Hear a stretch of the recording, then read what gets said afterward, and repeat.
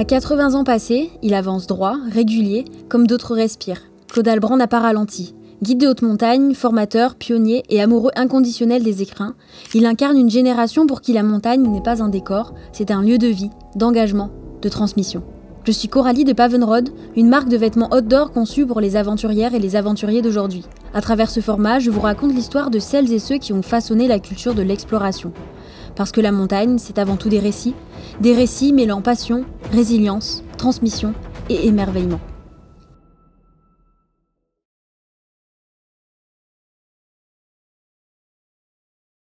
Né dans les Hautes-Alpes, fils de secouriste en montagne, Claude grandit au rythme des affectations familiales dans une dizaine de stations différentes. Il apprend très tôt à lire la neige, à sentir la roche. La suite n'est qu'évidence. Moniteur de ski à 17 ans, guide à 20 ans. Au fil des décennies, il devient plus qu'un guide. Il forme des futurs moniteurs, conçoit les premières structures artificielles d'escalade, invente les prises amovibles, imaginant les SAE bien avant leur démocratisation. À une époque où l'escalade cherche encore ses repères, Claude devient le premier arbitre international des compétitions. Pérou, Tanzanie, Jordanie, URSS, Canada, Australie. Il voyage, grimpe, observe. Il traverse les massifs, les langues, les altitudes. À ski, il relie tout ce qui peut l'être, notamment en Europe centrale.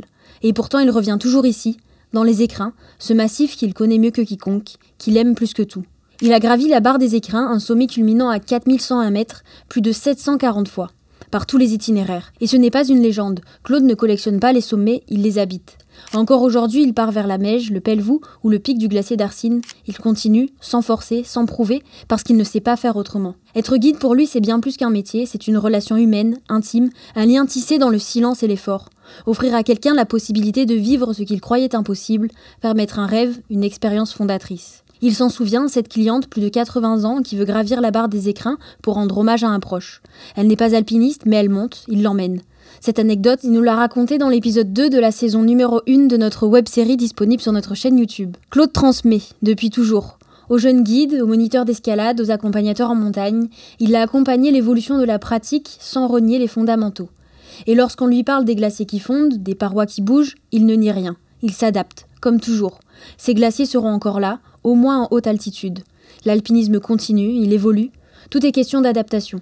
Pas de nostalgie ni de révolte, juste la lucidité d'un homme qui a vu la montagne changer et refuse d'en faire un drame. La montagne reste, elle appelle, elle exige, elle enseigne.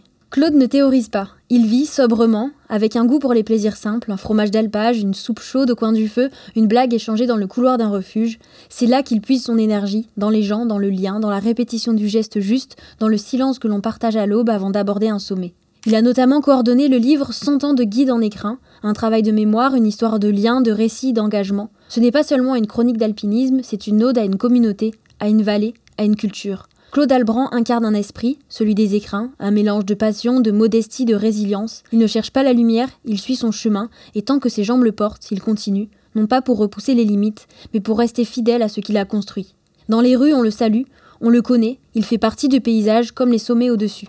Il est là depuis toujours, il sera là encore un moment, tranquille, disponible, présent. Claude Albrand ne raccrochera pas les crampons, pas encore, peut-être jamais, parce que là-haut, il reste encore des choses à écrire. Si ce genre de portrait vous touche, abonnez-vous à la chaîne et activez la cloche pour ne rien manquer.